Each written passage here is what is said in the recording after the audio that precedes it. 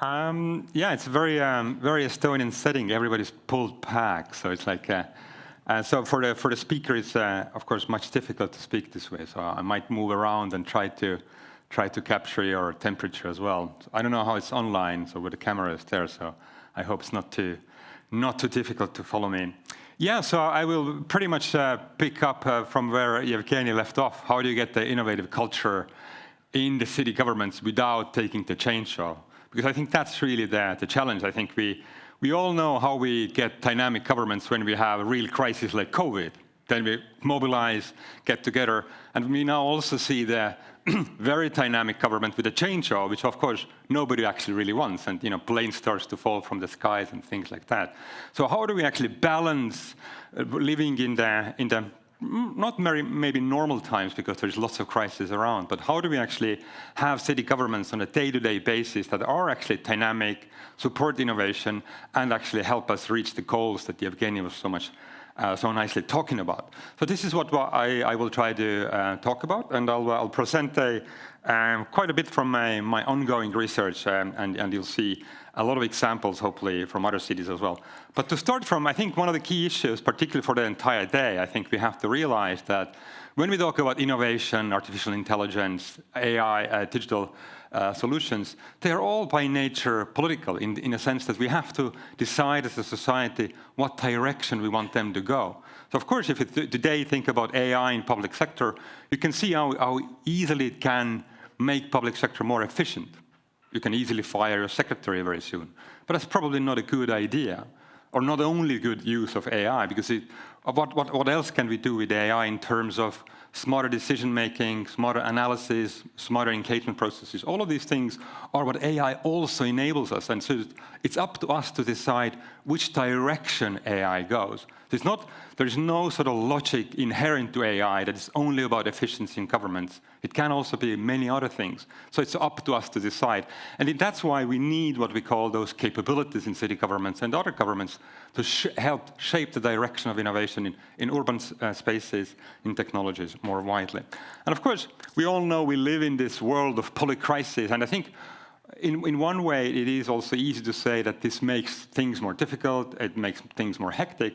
But as I will show you, a lot of cities actually use this polycrisis world also to innovate. They use it as a starting point to start rethinking the urban spaces, the way they develop spaces, that they would develop mobility, or the way that we think about data as well, for instance. So this sort of the permanent crisis that we are living in, from climate, from migration, for all of those other issues, are actually also sources of innovation and sources of change in city governments.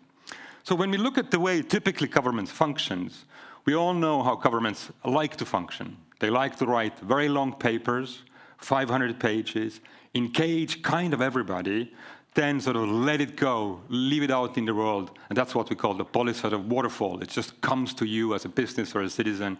And it is always a very linear process. And then 5 years later, we figure out, well, it didn't actually work, or maybe it did. Nobody knows, because all the people have actually moved on who started it. So there's new politicians, new mayors, or new ministers, or whatever, or new chainsaws. And so we actually don't really learn in an iterative, agile way. And that's the key challenge for particularly cities, because cities are very often faced with a very day-to-day, mundane issues of a citizen that can be about parking lot here or there, or a playground. It has nothing to do with the big ideas, big climate change. So how do you change this kind of mentality? And so this is what our research has been really about, and I'll sort of bring you like the initial results from the last 2 years of our work, really around the world, from more than 20 cities, from Bogota and Dhaka to cities in Europe and Africa. So we have done lots of research to understand how do you actually change, how do you get more dynamic government. And so this is what we have been hearing from different places. So obviously, one of the issues you have is that city administrators and public administration in general, of course, like to follow the rules.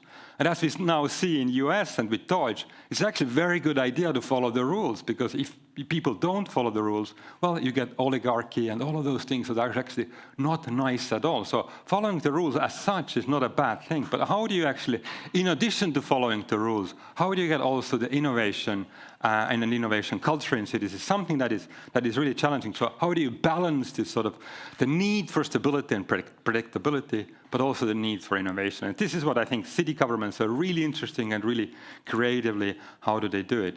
So one as I already mentioned, I think most city governments are really dealing with a very small, very sort of a detailed questions that it's very difficult for them to actually see the bigger picture and to deal with the bigger picture. So obviously when we talk about those capabilities that are needed, they need to be around much broader awareness, much broader focus on what can we do. And again, what we hear from cities is that actually city governments and administrators are really like to solve problems among each other rather than with citizens. So it's very much about sort of how do we shift papers and documents from one office to the other, or how do we shift also problems from one office to the other. So how do you change that, and how do you get a much more collaborative culture is a key question as well. And of course, city governments are chronically underfunded, so it's very easy to shift actually your need for capabilities to others, to either outsource, to work with somebody together. Sometimes it's really good. You can work really well together with universities or other actors, but it's also really easy to outsource critical capabilities. So you don't actually learn. So how do you actually build your teams, upgrade them, upskill them continuously is another key challenge for cities to deal with. And what we see is actually that many city governments are starting to adapt. There's a couple of examples really across the world. You see Bogota being, and Latin America in general, being increasingly what I could see, what I would call a leader in urban regeneration and urban rethinking the way we do urban governance. We can even call it a new wave of Latin American urbanism that is really interesting because it's mostly dominated by female mayors, and that they bring the gendered perspective to the city space. How do we think about the city blocks, city transportation systems around care rather than around getting more quickly from one place to another. And of course, Barcelona and their focus on digital and democratic digital rights is very famous already, but also Seattle, for instance, with their digital and innovation teams. So there's really interesting examples emerging how cities are dealing with those challenges that I just mentioned. So what we are really interested in, what are those capabilities that we can see city governments around the world are nurturing to have more dynamic, more innovative focuses. And we call them sort of a set of capabilities, dynamic capabilities that are really help public sector organizations and cities to adapt and transform what they do. So to learn what you do well and to do that more and to discontinue things that you don't do well, and also to adapt to the challenges that are emerging around you from climate and all of those other issues like migration or wars. So just a brief definition, and we don't need to go into that in more detail, but these are a set of decision-making processes and other capabilities that are very often around the leadership, department heads, heads of planning, budgeting, and so forth, that is very much around sort of how do we use our existing resources, how do we redirect them to other or new increasing activities that we need to be focusing on, and actually how do we learn it. So these are some of the capabilities that we see. City governments are both using them in day-to-day things, but they're also thinking about how do you continuously improve, but also in terms of looking at slow burn challenges, for instance, like climate change, and also, of course, for crisis. So we have found that there are a set of those 5 capabilities, and they're really, in some ways, there's a lot of almost like a sequence in them. Cities very often start from how do we actually make sense around the challenges that we have, sort of what we call a sort of critical strategic awareness. How do you cultivate throughout your organization that people in departments, in department heads, have this awareness of the emerging crises or emerging issues, but also things that don't work well. So how we all focus rather than the minutiae of every day that I have a citizen that is complaining about a pothole, which is also very important. How do you actually have a broader awareness around issues around your city district or the city as such? And then, of course, once you have this awareness in your organization, so how do you actually adapt? How do you go from planning documents and change them? How do you shift priorities? How do you shift resources around those priorities? This is often a very long, winding process, so how do you make that quicker is another critical capability for cities. And of course, once you realize what you need to be doing, how do you actually build coalitions? How do you coordinate across city government? But you very often need support from businesses, where you very often might need support from universities or external funders that are out there, either development banks like World Bank or other places like Bloomberg, for instance, that is very important funder of city innovations around the world. So how do you actually are able to collaborate with them? And once you get those funding resources, are you able to transform your teams? Are you able to upskill them? Are you able to create new teams that are able to collaborate together? And then are you able to take those learnings and continuously change the way your organization works on an everyday basis? So even if a citizen is complaining about the pothole, this complaint now falls in a different place in your sort of organization. You understand that this is a bigger issue. How do we actually gather information, for instance? So, and just sort of looking at how cities are, where are these capabilities then actually located, we very often see that these capabilities not only about the mayors. Mayors are very important, but of course there are very different mayoral systems. Not in all cities, mayors are very powerful. In some cities they're much less powerful. And of course countries have very different levels of how central governments and cities work together. So there's all kinds of differences, but it is very often around key leadership positions that are very important for strategic awareness. So these are department heads, heads of digital teams, heads of innovation that are really importantly driving this. What are the tools? There's lots of foresight, horizon scanning, futures thinking. There's all kinds of methodologies out there that we see that cities are using. And here is an example from a Sydney government as well. The same if you look at the adopting focus areas, how are cities actually doing it? It very often happens on the level of policy and political documents, but it again relies very much on political and managerial leadership to actually deliver that change. So again, like Evgeny Osinovsky was just here, he is really very much a typical carrier of these kind of capabilities. And I think he also mentioned that how this adaptation is key and very important to be able to continuously think about whether, yes, we have a broad goals, but our sort of smallest scale goals, are they actually following and helping us to get there? And of course, as I said, sort of building coalitions is often very important for cities because cities are really very often quite tightly regulated by the central government. So their funding is driven by central governments, either taxes. Very few cities in the world actually can raise their own taxes. So you're depending on central government, or you're depending on other outside funders like World Bank and others, as I mentioned already. So how do you actually get there is something that is very important, and building those coalitions or using tools like procurement, for instance, more smartly can be really important in these kind of processes. And of course, transforming themes, again, we see here as across the bay here, a city of Turku example, building those hybrid or interdisciplinary teams is something that is increasingly relevant for city governments. So how are you able to build teams? Very often in cities, you find that, for instance, in digital teams, they're very smart people. Can you bring them across to planning, for instance, or to budgeting, which are much more traditional, much more hierarchical, and much more sort of process-driven teams? Digital teams are usually much more agile and driven by learning. Can you bring them across to other teams and help them change as well? And similarly, I think we see that a lot of the things around experimentation and innovation, we see cities are, particularly in European context, are like world champions in piloting.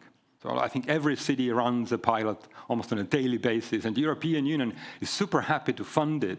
But I think what's much more difficult is actually to learn from that piloting, let alone scale pilots on a citywide case, or let alone take one city in a country and scale to other cities as well. So I think this is something, for instance, you see here's an example from Barcelona, but I think also, like, for instance, Amsterdam is a really interesting case, and Netherlands in general, where central government takes the role of developing use cases from one city so that other cities can use the same use case. So if I want to do a smarter procurement process that is more sustainable, I don't have to invent that process. I can learn from another city that already has made available sort of open source documentation for me to use and copy in my city as well. So how do you embed this kind of experimentation that is not only going from pilot to pilot, is something that is very important as well. So just to finish off, coming back, innovation is political, and I think there's lots of capabilities for city governments they can use to shape that space in terms of technology, in terms of urban governance in general, and these are the capabilities that hopefully I showed you. So if you're interested in, there's lots of sort of materials on our website that we have put out, and get in touch if you want to collaborate, and we'll come to your city and do a workshop and work with you, or if you want to study with us, you can come and study with us. Well, thank you very much. Thank you, Rainer.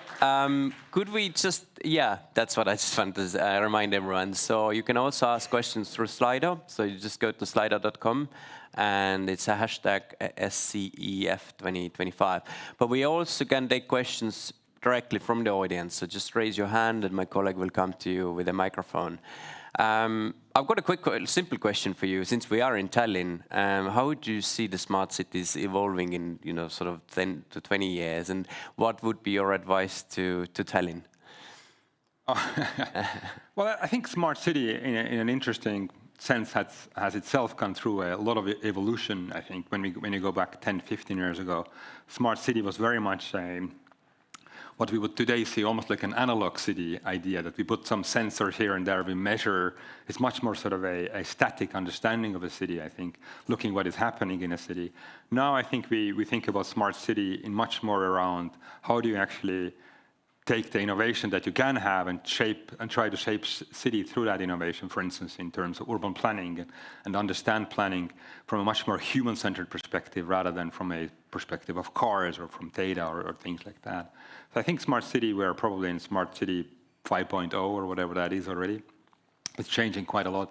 In terms of Tallinn, I think, it's always interesting to, because I still have a 1 foot in Tallinn as well. So it's, I was just walking through this quarter here. I happen to live very close, but I haven't been here. So it's kind of interesting to see how Tallinn is obviously growing and changing very rapidly. But I think it was very interesting to hear from Evgeny as well that equity and inequality is one of the focus of Tallinn, and I think this is, you can really see why it needs to be much more focusing on making sure that the urban spaces and environments don't become too uniform. Too many people like us sitting in the same rooms discussing about the city and not enough diversity. I think that can be a challenge because then you develop a groupthink and you sort of start to see the city in a very similar light. Since you live in London, any tips from London to Tallinn? Yeah, I mean, London has a very, very good digital and data team. I think they're one of the leaders have been one of the leaders in the world. How do you use and share data and make it open for democratically political processes, but also for startups? So I think that's one of the key lessons from London, I think, so far. Thank you. Right, any questions from the audience? Be brave. Okay, yeah. Please introduce yourself as well, if you could. Thank you. Hello, I'm Külle Tärno from the Finest Center, and I was wondering, as we are working with many cities, and in some there are strategic unit or innovation unit or smart city unit, and then there are those traditional units. Right. And in many cases, the cooperation really does not work. Do you have any good tips? I've seen also some good examples.